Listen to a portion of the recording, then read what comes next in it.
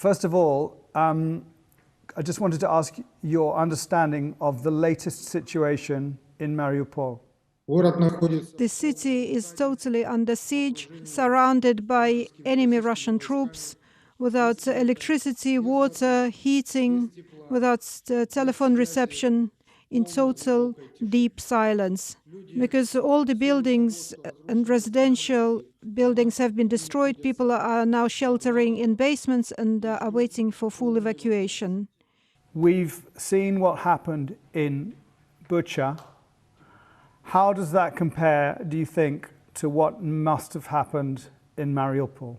Вы знаете, когда мы говорим о ужасах, которые... You know, when we talk about the horrors seen by the whole civilized world today in Bucha, in order to imagine what is now happening in Mariupol, you have to multiply that horror by a factor of 10. Then you will understand what horror has now taken place in Mariupol. So Bucha has a population of 40,000 people. Mariupol has 500,000 residents, and it was mercilessly shelled by enemy artillery and from ships and using Grad systems and Buratina flamethrower and by heavy howitzers.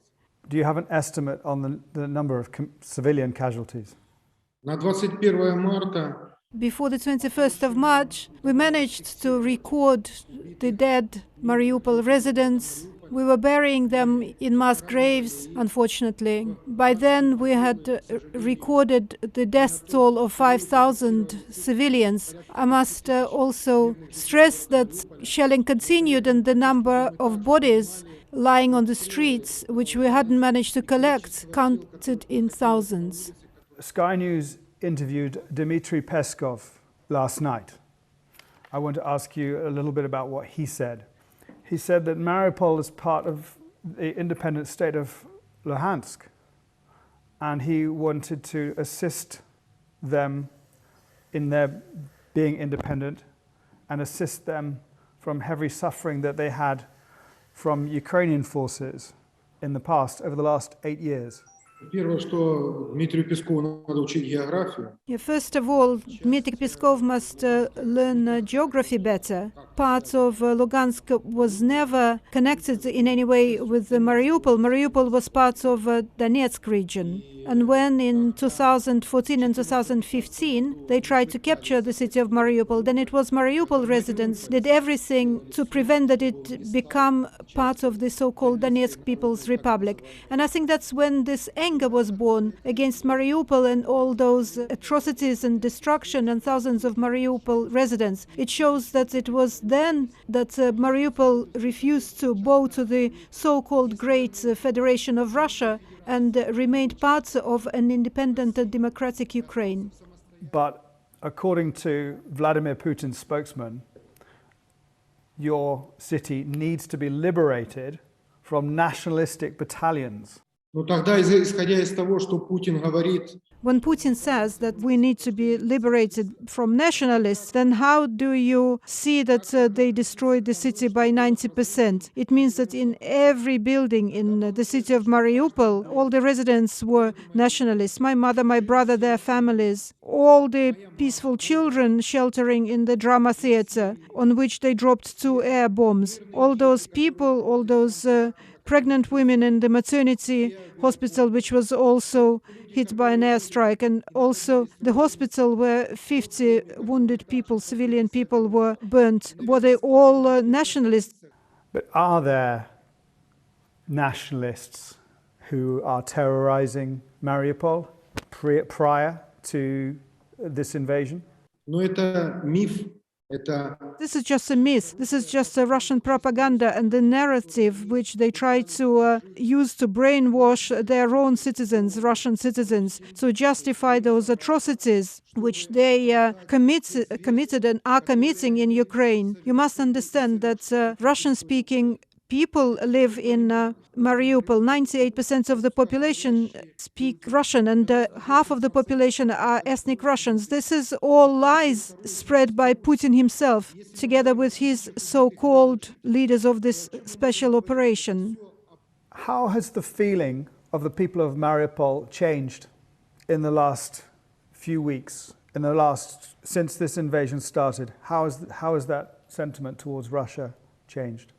И твердо хочу вас заверить, I want to reassure you firmly that the attitude has changed radically. We understand now very clearly what kind of war it is. And when Vladimir Putin said in the autumn that there is no such nation as Ukrainians, I want to assure you that he has done everything with this war, that this nation, we as Ukrainians, no matter what our ethnic origin is, all the residents of Ukraine, Jews, Poles, ethnic Ukrainians or Russians, Armenians, Azeris, they have all become one nation, one Ukrainian nation.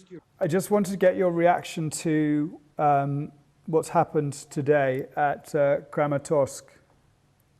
There's been 2 missiles hitting a station. It looks like civilians have been killed, at least 30. да, больше 30 мирных жителей сегодня. Yes, more than 30 civilians died today as a result of these atrocities and strikes committed by the Russian Federation against the peaceful Kramatorsk. At the time when people were trying to evacuate, civilians, children, elderly, women were waiting for a train to go to a safer area of Ukraine. The cynicism which we witnessed in Mariupol when they were shelling the drama theater or the maternity hospital. So those Russian telegram channels and social media, when they said that they should take evacuation trains, so they knew in advance that they would commit this crime, and which they have committed today. It looks as if Russia has withdrawn from areas around Kyiv, and that it may well focus now on the east and the south of Ukraine. What do you think is going to happen, and what do you think the West should do about it? Но мы понимаем, что сегодня... We understand that the main war today now will be fought for Donetsk and Lugansk regions, that all the forces will be concentrated there, and the result of all this will be decided on the battlefield. And we have to prepare now for what is happening today. Those cities that are being hit by those missile strikes, there will be airstrikes as well. Those cities and towns have to prepare to evacuate their civilians and to prepare that women, children and the elderly should leave those towns which are now facing that threat. What more should countries like the United Kingdom, the European Union and the Americans do? Первое, что мы должны все с вами понимать. We must understand that only economic sanctions can stop now that army and that leader who issued that criminal order. And only economic and financial sanctions and attack against his economy will work. We need a full embargo on the purchase of Russian oil and gas. We understand that only in the first quarter of this year, the Russian Federation has already earned 35 billion, which it spent on the war with Ukraine. By the end of the year, they will earn another 300 billion. And if we don't impose an embargo, it's clear that the Russian Federation will continue the war. And those who buy those commodities, they must understand that they're co-financers of this war, which is destroying and razing to the ground such cities as Mariupol and Bucha. Finally, bring back to our interview with Dmitry Peskov yesterday.